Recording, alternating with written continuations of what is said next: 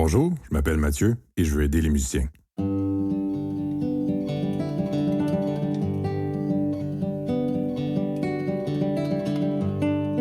Bonjour tout le monde et bienvenue dans ce troisième épisode du balado Le musicien stratégique. Mathieu Boucher au micro, très heureux de vous retrouver. Troisième épisode, mais la deuxième d'une série d'épisodes consacrés à la mémoire. Je considère important de commencer en abordant le processus de mémorisation, le processus d'apprentissage, parce qu'en fait, de comprendre les grands principes qui sous-tendent cet apprentissage-là va avoir une incidence, en fait, sur la compréhension de toutes les stratégies qu'on va voir au fil des épisodes. Faisons un petit rappel pour commencer. D'abord, on a vu dès le départ que l'apprentissage musical impliquait plusieurs tâches qui sont variées, qui doivent être exécutées avec le moins de contrôle conscient possible, donc le plus d'aisance possible, pour se concentrer sur d'autres tâches plus complexes comme l'interprétation, comme l'improvisation, ou tout simplement profiter du moment. L'exécution de ces tâches-là et le sentiment d'aisance qu'on veut développer est lié à la solidité de notre apprentissage. Et donc, la mémorisation ou l'apprentissage efficace est lié à la confiance qu'on va avoir en nos propres moyens avant une prestation, mais aussi, et je vais plus loin encore là que ce que j'ai déjà mentionné, être capable d'improviser librement, d'être à l'aise en faisant de la lecture à vue, d'être à l'affût des musiciens que vous accompagnez, si c'est dans ce contexte-là que vous faites de lecture à vue. Si vous êtes dans un grand ensemble, ça permet de regarder la personne qui dirige et de revenir ensuite à votre jeu, donc les allers-retours entre la conscience du chef ou de la chef et votre propre jeu. Et finalement, si vous êtes dans une petite formation, ça vous permet de communiquer au sens large avec vos collègues. L'apprentissage solide et le fait d'avoir confiance en nos moyens permet de diminuer l'anxiété d'une part, ça on l'a déjà abordé, mais ça permet aussi de faire vraiment de faire de la musique au vrai sens du terme. Cette idée-là de profiter du moment vient avec ce qu'on appelle la diminution de la charge cognitive liée au fait de jouer une pièce. La charge cognitive est en fait notre concentration et moins on est prêt, plus c'est demandant de jouer une pièce, donc plus élevée sera la charge cognitive. Si vous voulez savoir à quoi ressemble une surcharge cognitive chez un musicien ou une musicienne qui n'est pas prêt ou pas prête à jouer, remarquez bien que la personne aura les yeux agrandis, les narines dilatées, la bouche légèrement ouverte et joue comme si elle était toute seule. C'est ce qu'on appelle communément au Québec la face de chevreuil devant les phares d'auto. C'est ce qui arrive en fait quand le cerveau fonctionne à plein régime pour éviter les erreurs, mais c'est aussi ce qu'on veut éviter évidemment de dégager lorsqu'on joue. Voilà pourquoi il est important d'apprendre efficacement nos pièces et c'est justement ce sujet-là qu'on va entreprendre à l'instant. J'ai parlé du modèle général de la mémoire, donc on doit ouvrir les registres sensoriels, donc les sens de l'apprenant en l'intéressant à l'apprentissage, mais généralement c'est acquis lorsque vous travaillez votre partition et que vous êtes là volontairement. Maintenant, ensuite, en fait, ça va être à coup de répétition qu'on va faire passer les informations qu'on perçoit, donc de la mémoire de travail ou la mémoire à court terme vers la mémoire à long terme. Et on a déjà vu que le musicien enregistre dans sa mémoire à long terme principalement 4 types d'informations. Des informations auditives, visuelles, conceptuelles et motrices. Et ce sont les 3 premières qu'on va aborder aujourd'hui, donc les mémoires auditives, visuelles et conceptuelles. La mémoire auditive va de soi chez les musiciens, c'est entendre les sons dans sa tête. Si vous avez déjà, par exemple, marché sur la rue en ayant une chanson qui vous trotte dans la tête, c'est votre mémoire auditive qui travaille. Si vous êtes en train de travailler intensément une pièce et que vous vous rendez compte subitement que vous levez la nuit pour aller prendre un verre d'eau et votre pièce joue dans votre tête, vous êtes en train de faire la vaisselle ou de prendre votre douche et la musique que vous êtes en train d'apprendre est en train de jouer dans votre tête. Donc, c'est votre mémoire auditive qui travaille. Elle fonctionne aussi lorsque vous jouez la pièce et que vous vous attendez donc à entendre des sons. Donc, vous anticipez comment la mélodie ou peu importe les accords, comment la musique finalement va sonner dans les prochaines secondes. Dans ce cas-ci, on parle de mémoire auditive. Dans le cas de la mémoire visuelle, elle correspond évidemment à savoir où on se trouve dans la partition ou sur l'instrument avec peut-être des repères visuels de nos mouvements. Donc, lorsqu'on dit savoir où on se trouve dans la partition, il y a bien des musiciens souvent qui vont être capables de dire qu'ils sont en train de jouer et ils sont dans le bas de la page 2 de la partition, dans le haut de la page 3. Donc, on se souvient que tel passage était encadré en bleu. Donc, ça, ce sont des informations visuelles par rapport à la partition. Et si votre instrument le permet, donc évidemment, mon instrument à moi, la guitare, le permet évidemment, je suis capable, lorsque je n'ai pas ma guitare dans les mains, d'imaginer mes mains en train de jouer un passage. Je sais que c'est dans tel ou tel coin du manche, que les doigts ont à peu près l'air, ont à peu près cette forme-là. Donc, dans ce cas-ci, on va parler de mémoire visuelle, savoir où on se trouve dans la partition ou sur l'instrument. Pour développer ces deux mémoires-là, elles sont assez simples et en fait, on va dire que ces mémoires-là sont souvent acquises de façon un peu inconsciente. Donc, vu que l'information rentre par les sens, à force d'entendre la pièce et à force de voir la partition, on finit par emmagasiner de l'information, mais sans nécessairement avoir fait un effort pour le faire. On peut toutefois ajouter à cette espèce d'apprentissage-là un peu inconscient, on peut ajouter des stratégies un peu plus volontaires, comme écouter plusieurs versions différentes de la même pièce, chose qui est tellement facile aujourd'hui avec des ressources comme YouTube et tous les services de musique en ligne. C'est extrêmement simple si vous êtes en train d'apprendre une pièce, d'aller écouter plusieurs versions de cette pièce-là par des musiciens différents. Ne vous gênez pas lorsqu'on pense à YouTube, ce n'est pas toujours là qu'on va trouver les meilleures versions. En fait, oui, il y a parfois des vidéos de grands musiciens, mais il y a aussi des versions un peu plus maison, un peu moins réussies finalement que des grands musiciens. Ça ne veut pas dire que ces musiciens-là ne doivent pas mettre leurs pièces sur YouTube, mais ça donne des versions qui sont parfois moins impressionnantes que celles des grands musiciens. Et on doit quand même les écouter, on peut les écouter, ces versions-là qui sont un peu moins heureuses, parce que ça va aider à développer ce qu'on va appeler une pensée un peu plus divergence, c'est-à-dire au lieu d'imiter le grand maître qu'on va écouter, évidemment ça c'est très bien, d'essayer d'imiter les grands maîtres, mais aussi d'écouter les versions moins heureuses et de se dire à soi-même qu'est-ce que je pourrais faire de différent. Donc d'essayer de trouver des options par rapport à ce que vous aimez peut-être plus ou moins dans la version que vous entendez. Donc évidemment, il y a un grand apport pédagogique au fait d'écouter des versions différentes d'une même pièce. On peut aussi écouter des œuvres du même compositeur ou du même style pour enregistrer aussi en mémoire un espèce de modèle auditif. Donc, comment cette pièce-là doit sonner. Pas juste la mélodie, ainsi de suite pour la mémoire, mais un peu les considérations stylistiques et tout ça qu'on va acquérir en écoutant une pièce. Et là, oui, évidemment, je parle surtout de musique classique, mais ça pourrait être si vous êtes en train d'apprendre un blues, un jazz, n'importe quel style de musique va s'y prêter à ça. Donc, ce que ça permet de faire, d'une part, c'est d'anticiper les sons qu'on veut entendre et de comparer le résultat de votre jeu avec ce que vous souhaitez entendre comme modèle.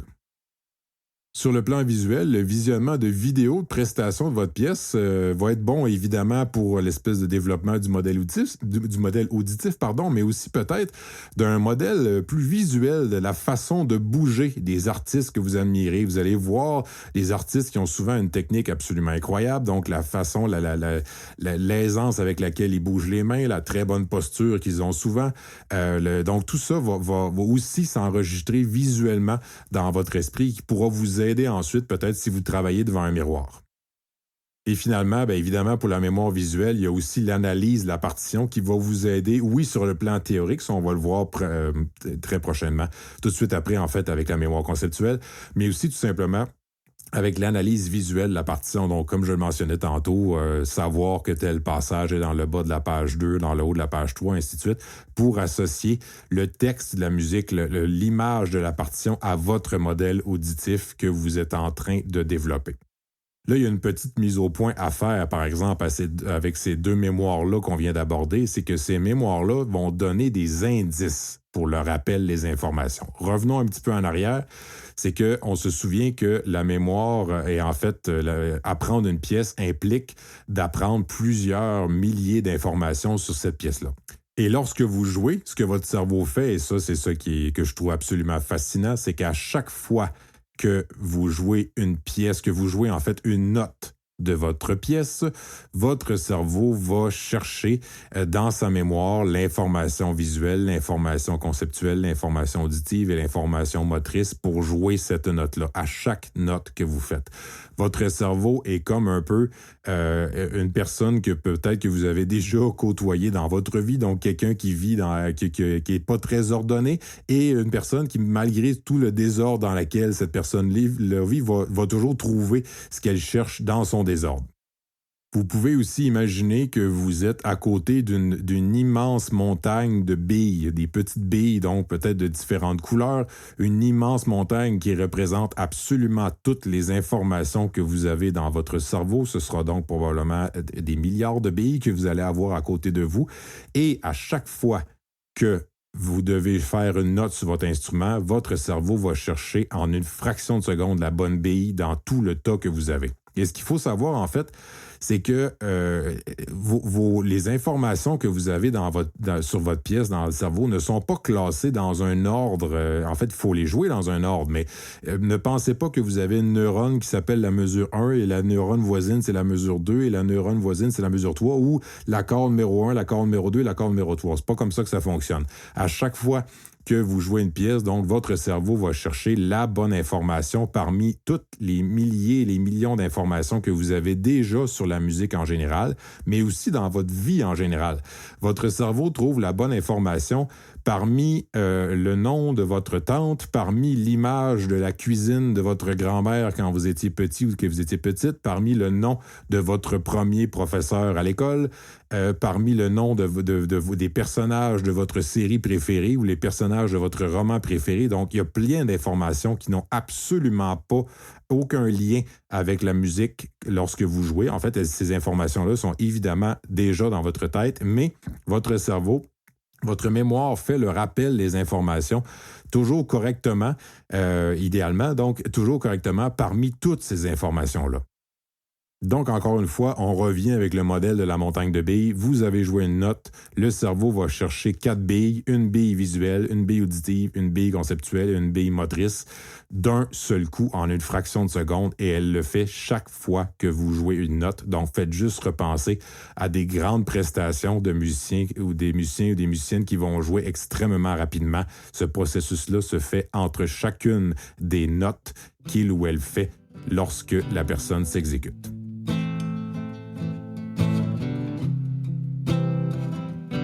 Après, donc, cette petite parenthèse, ce que je peux donc vous indiquer, c'est que, bon, la mémoire auditive et la mémoire visuelle va donner des indices. Ce n'est pas nécessairement suffisant. Lorsqu'on a, par exemple, je sais que ça s'en vient, ça fait tanana, et que c'est dans ce coin-là du manche de ma guitare et que c'était dans le bas de la page 3. Est-ce que vous croyez que j'ai ce qu'il faut pour bien réussir? Malheureusement, il manque des informations. Le fait que je sais que ça sonne tanana, que c'est à peu près dans ce coin-là de ma guitare et dans ce coin-là de la partition, ça ne me donne pas la bonne information pour jouer correctement le passage qui s'en vient. Cela dit, ça me donne des indices. Et ça, c'est quand même très, très important pour le rappel des informations. Lorsque je vous disais que le cerveau va chercher l'information parmi des milliers, des millions d'autres et qu'il doit le faire en une fraction de seconde, le fait de savoir que ça sonne à peu près comme ça, que c'est dans ce coin-là de votre instrument ou de votre partition, ben en fait, ça limite les ondes de recherche qui vont évidemment se faire à une vitesse folle, mais ça limite quand même les ondes de recherche pour aller chercher la bonne information d'un seul coup.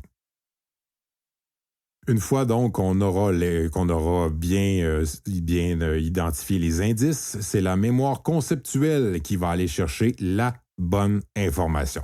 La mémoire conceptuelle, c'est notre troisième mémoire, c'est elle qui contient les informations théoriques sur l'instrument, la pièce ou la structure de la pièce.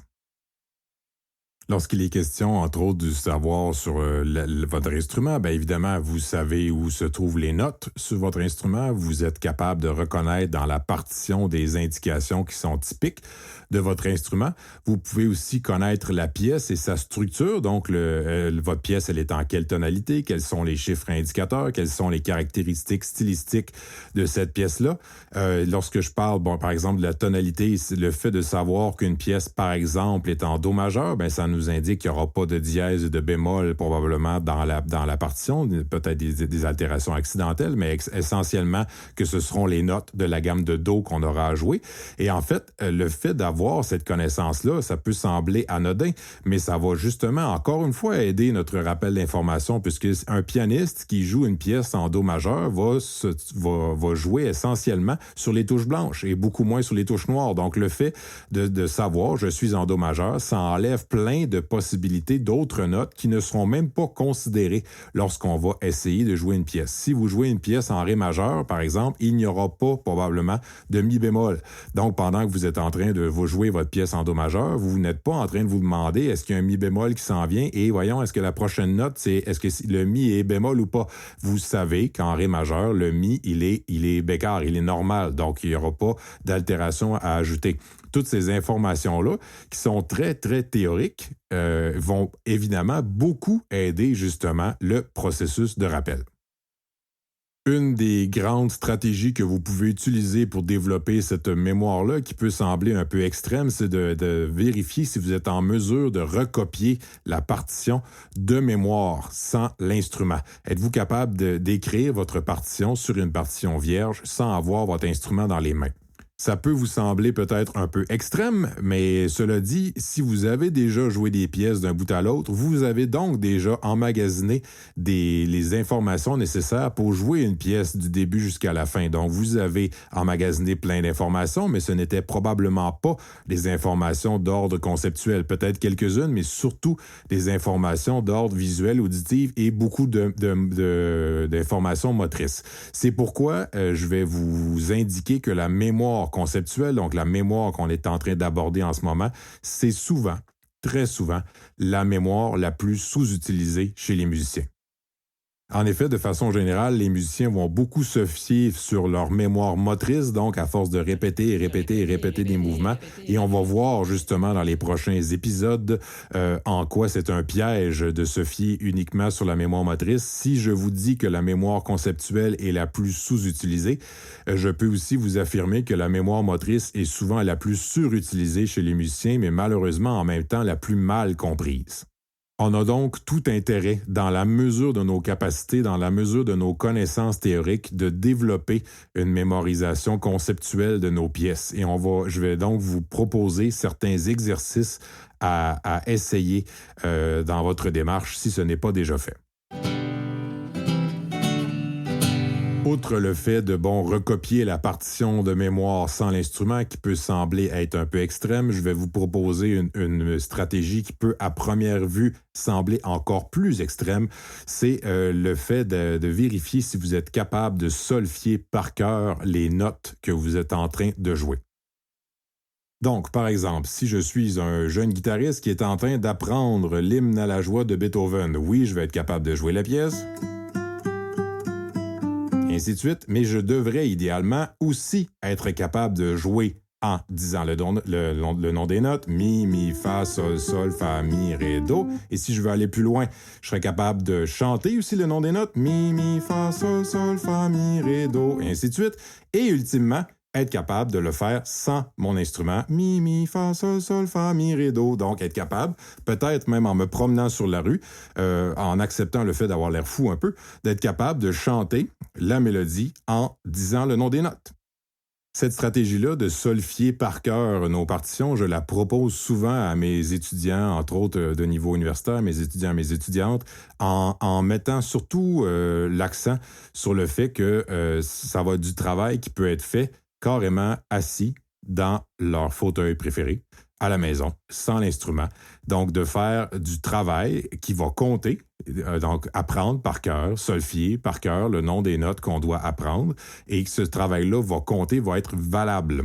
Et j'ai justement deux belles histoires que j'aime raconter lorsque je parle de mémoire conceptuelle. La première concerne un de mes élèves que j'ai eu pendant plusieurs années et une autre histoire concerne un étudiant en fait qui avait assisté à une de mes présentations et qui était arrivé avec une histoire absolument parfaite pour montrer comment on peut intégrer la mémorisation conceptuelle dans nos pratiques.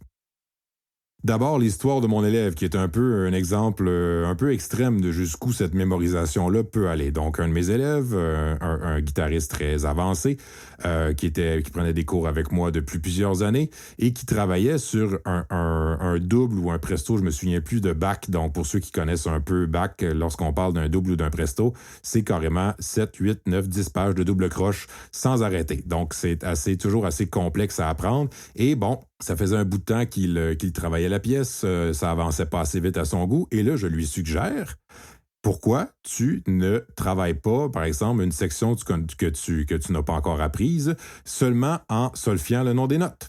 Là, il me dit, ah, c'est une bonne idée. Là, il revient à son cours suivant. Est-ce que tu l'as fait? Non. Est-ce que tu vas le faire? Oui, oui. Donc là, il repart pour une autre semaine, il revient au cours suivant, et finalement, l'as-tu fait? Non. Vas-tu le faire? Oui, oui. Vous devinez qu'est-ce qui est arrivé à la 3e semaine, il arrive à son cours, et là, je lui demande, l'as-tu fait? Et il me dit non. Et là, je me dis, bon, ça y est, là, je me fâche, entre guillemets, pédagogiquement. Je dis, là, on serre la guitare dans l'étui, on prend la partition, on prend ces 4 mesures-là, et tu me dis le nom des notes en chantant la mélodie jusqu'à temps que tu la saches par cœur. Il s'exécute donc pendant quelques minutes, 3-4 minutes peut-être que ça lui aura pris, apprendre par cœur, donc dire le nom des notes, et ainsi de suite. Et là, il reprend la guitare, et il joue les 4 mesures qu'il venait d'apprendre du premier coup. Donc, il dit, c'est boulot, ça fonctionne. Et là, j'ai dit, bien oui. Et là, il repart. Et là, je ne le vois pas pendant 2 semaines. Et là, après 2 semaines, il entre dans son cours avec le grand sourire. Il me dit, regarde bien ça. Il laisse la guitare dans l'étui, il me donne la partition dans les mains et il part. Fa, mi, ré, do, mi, do, la, sol, la, do, mi, do, la, sol, la, do, do, do. Là, il part et il me chante les 4 pages restantes de sa partition qu'il n'avait pas encore apprise. Et je vous jure qu'il m'a chanté les 4 pages restantes qu'il restait à apprendre. Et là, plus il chantait, plus moi, la mâchoire me décrochait, donc plus je le regardais avec des yeux impressionnés. Et là, quand il termine, j'ai dit « Wow », il dit « Attends un peu ». Et là, il repart. La, do, mi, fa, la, do, ainsi de suite. Et là, il me chante la basse parce que c'était une œuvre à 2 voix. Donc là, pendant 2 semaines, ce qu'il m'a dit, c'est qu'il n'a absolument pas touché à sa guitare. Il n'a que appris par cœur les notes qu'il manquait en les chantant. Et après ça, c'est littéralement au cours, devant moi, qu'il a joué pour la première fois ces 4 pages-là. Oui, à un tempo lent, mais en faisant les bonnes notes. Si ceci vous impressionne, je vous rassure qu'il y a d'autres moyens plus accessibles de travailler cette mémoire-là, mais évidemment, ça a résonné beaucoup chez cet élève-là qui était pris un peu, malheureusement, son apprentissage n'avançait pas assez à son goût, et là, on a carrément débloqué le travail d'une de ses mémoires qui a misé beaucoup là-dessus, et ça a vraiment aidé son jeu en général. 2 petites choses donc à dire par rapport à ça. D'abord, pédagogiquement, pour les gens qui enseignent, qui écoutent, ce que j'ai fait de différent des autres fois. Les autres semaines, je disais, est-ce que tu vas le faire? Il me disait oui, et je ne le faisais pas dans le cours avec lui. Ce que j'ai fait lors du 3e cours, lorsque je me suis, entre guillemets, fâché pédagogiquement, j'ai dit là, on va expérimenter pendant le cours la stratégie gagnante. Il l'a expérimenté pendant le cours. C'est pendant le cours que mon élève a vu que ça fonctionnait et après ça, il était motivé à le refaire une fois à la maison. Ça, c'est la première conclusion à tirer de cette histoire-là. La deuxième conclusion, c'est imaginer pendant 2 semaines, juste dire le nom des notes et après ça, arriver, après 2 semaines de travail, être capable de jouer 4 pages d'un presto de Bach au complet sans nécessairement avoir touché à sa guitare. Combien de répétitions il s'est sauvé, combien de répétitions physiques sur l'instrument il s'est sauvé pour arriver à ce résultat-là. Donc, évidemment, ce n'était pas parfait. Il y a eu des petites questions de doigté à régler et tout ça, mais les notes étaient déjà là. Je trouve que cette histoire-là montre bien jusqu'où on peut pousser cette stratégie-là et à quel point cette stratégie-là peut nous faire sauver de répétitions physiques de l'instrument. Et on va voir, en fait, dans les prochains épisodes, à quel point c'est important d'économiser le plus possible sur les répétitions physiques qu'on doit faire à l'instrument. Si cet exemple-là est un peu extrême, j'ai aussi une autre histoire d'un sympathique professeur qui avait assisté à une de mes présentations. Donc, une histoire moins extrême que la précédente de mon élève et qui montre mieux comment on peut donc intégrer le travail de la mémoire conceptuelle à l'intérieur de nos répétitions plus traditionnelles. Et donc, justement, après m'avoir entendu raconter l'histoire de mon élève lors d'une présentation, il y a un participant qui lève la main et qui me dit qu'il y a quelques années, il était dans un camp, donc au Québec, le camp Offord, un camp musical très connu, et que, des camps musicaux d'été au Québec, il y a souvent des petites cabanes, finalement, dispersées dans la nature, qui sont en fait des petits studios de pratique. Et là, les étudiants, qui étaient pianistes, en fait, entendaient un des grands enseignants qui était là à ce camp-là, qui était en train train de répéter. Et là, évidemment, un peu bizarrement, les gens prenaient des marches autour de la cabane du grand pianiste pour l'écouter pratiquer. Et ce qu'ils entendaient, finalement, c'était à peu près 30 secondes de piano et après ça, un silence d'une minute. 30 secondes de piano, un silence d'une minute. 30 secondes de piano, un silence, ainsi de suite. Donc là, les gens se demandaient, mais qu'est-ce qu'il fait? Est-ce qu'il répond à ses courriels entre deux répétitions? Est-ce qu'il va sur Facebook ou Twitter pour prendre des nouvelles lorsqu'il a fini de jouer dans ses silences? Qu'est-ce que ce grand musicien-là fait? Il y a un des étudiants qui a pris son courage à deux mains et qui est allé voir le grand pianiste pour demander, mais qu'est-ce que vous faites lorsqu'il y a des grands silences quand vous pratiquez? Et le grand musicien, si jamais il y a des auditeurs qui peuvent me dire de qui il s'agit, j'aimerais beaucoup le savoir parce que ce grand musicien-là, ce qu'il a répondu, c'est « Moi, quand je répète, c'est une fois au piano, 10 fois dans ma tête ». Donc, j'adore l'idée de répartir le travail physique et le travail plus conceptuel, le travail plus théorique à l'intérieur de nos séances de travail et non pas, peut-être pas d'une façon aussi intense que mon élève l'avait fait. Donc, finalement, ce serait très possible pour vous, lorsque vous répétez, par exemple, de le faire une fois à l'instrument, une fois en solfiant le nom des notes, une fois à l'instrument, une fois en solfiant techniquement peut-être vos doigtés, vos coups d'archet, peu importe, vous verrez comment ça peut s'appliquer à votre instrument. 2 fois à l'instrument, une fois en solfège, donc ainsi de suite. Donc d'alterner entre le travail conceptuel et le travail plus physique de l'instrument. Ce travail-là de solfège devrait en fait, je dis pourrait, mais en fait c'est devrait être accompagné d'un travail aussi d'analyse de la partition pour trouver tout ce que vous pouvez identifier dans la partition que vous connaissez déjà. Plus vous avez d'informations sur la partition en tête, plus vous êtes capable de faire ce qu'on appelle en bon français du chunking. Bon, veuillez excuser le terme anglais. Le mot chunk veut dire pépite en anglais, donc je ne crois pas que le mot pépitage soit exactement le terme qu'on recherche. Je vais donc continuer à utiliser le mot chunking. On fait du chunking, en fait, quand on rassemble des informations, plusieurs informations, sous une même appellation. Donc, si vous avez des connaissances théoriques, je vous donne un exemple de chunking, si vous avez des connaissances théoriques et que je vous dis les notes suivantes, sol, si, ré, fa, vous êtes probablement en train de vous dire un accord de sol 7, un accord de septième de dominante en do majeur. Si vous n'avez pas ces connaissances théoriques-là, je peux essayer avec la gastronomie, je peux vous dire des œufs, de la farine et du lait. Vous êtes en train probablement de penser recette de crêpes. Et là, si vous ne connaissez pas non plus les crêpes, je suis à court d'exemples pour vous. Mais tout ça pour dire que l'idée du chunking, c'est de prendre plusieurs informations et grâce à notre connaissance de ce domaine-là, on les rassemble sous une même information. Si vous remarquez dans une mélodie que vous devez apprendre les notes sol, si, ré, fa qui se suivent, vous allez prendre ces 4 notes-là et rassembler ça dans votre mémoire sous l'étiquette un accord de septième de dominante en do majeur, donc l'accord de sol 7. Et en faisant ça, donc, vous prenez 4 informations et vous la transformez en une seule information. C'est exactement le phénomène qui va arriver lorsque, par exemple, vous avez un numéro de téléphone où il y a plusieurs chiffres qui sont pareils, où vous allez trouver qu'ils se mémorisent bien.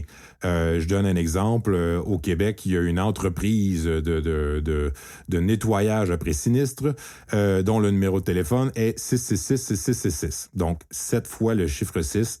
Pour moi, c'est absolument génial parce que ça se retient instantanément. Peut-être que vous avez parmi vos connaissances des gens qui ont un numéro de téléphone complètement tout croche, complètement rempli de chiffres qui n'ont pas de lien ensemble, mais on aime donc bien nos amis qui ont un numéro de téléphone qui se termine par 5557, par exemple, où là, on répète la même information. Dans ce cas-ci, on fait justement ce qu'on appelle du chunking. Et l'humain, en général, ça fait quelques années qu'on utilise ce modèle-là. On va dire que l'humain a une limite de chunking d'environ 7 éléments. On dit plus ou moins 2, dépendamment des capacités de la personne. Donc, on est capable finalement de retenir 7 informations dans notre mémoire à court terme ou notre mémoire de travail. C'est d'ailleurs ce qui explique pourquoi au Québec, on a des numéros de téléphone à 7 chiffres. Donc, ça nous permet de ne pas dépasser la limite de rétention de la mémoire à court terme des gens. Si vous nous écoutez d'Europe, de la France, ben en France, oui, les numéros de téléphone ont souvent 8 chiffres, mais ils vont être séparés en groupes de 2. Donc, ça va être 55, 48, 17, 33. Donc, on a 8 nombres, mais séparés, groupés en petits groupes de 2. Donc, encore une fois, on se retrouve avec moins d'éléments.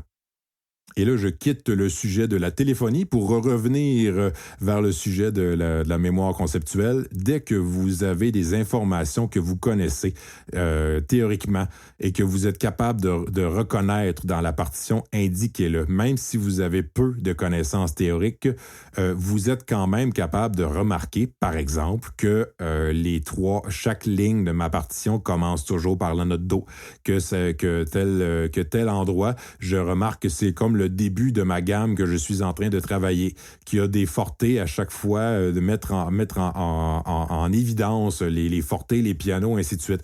Tout ce que vous connaissez de la partition et que vous êtes capable d'identifier va aider votre cerveau à la mémoriser ensuite.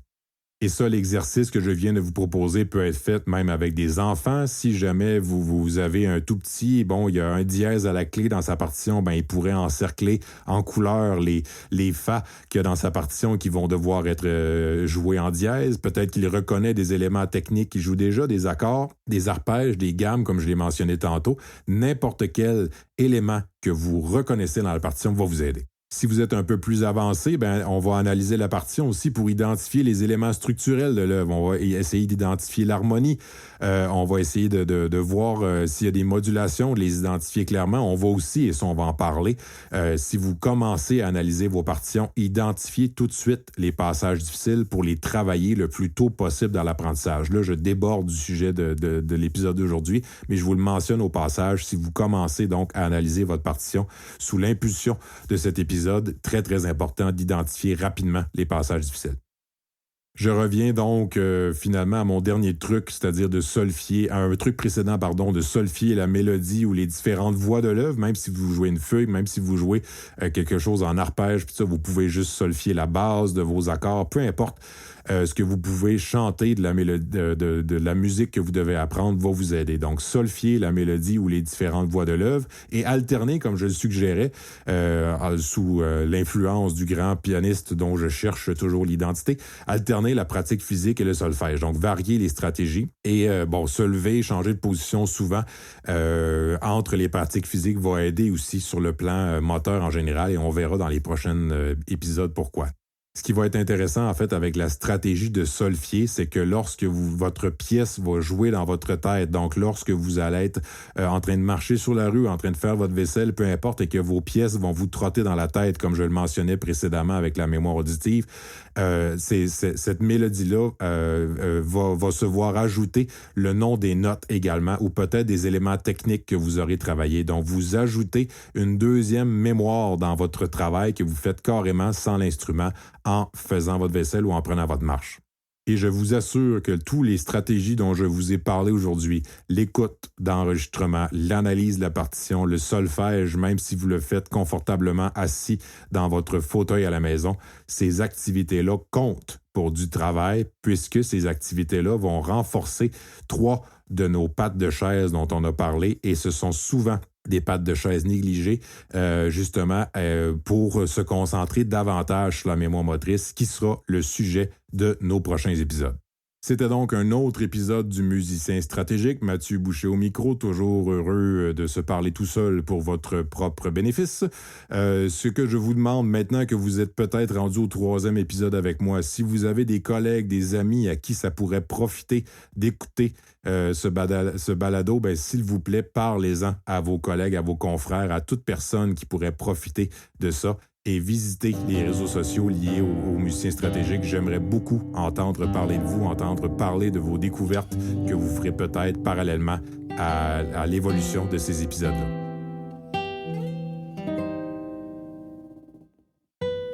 Merci de votre attention, bon travail et surtout, prenez soin de vous.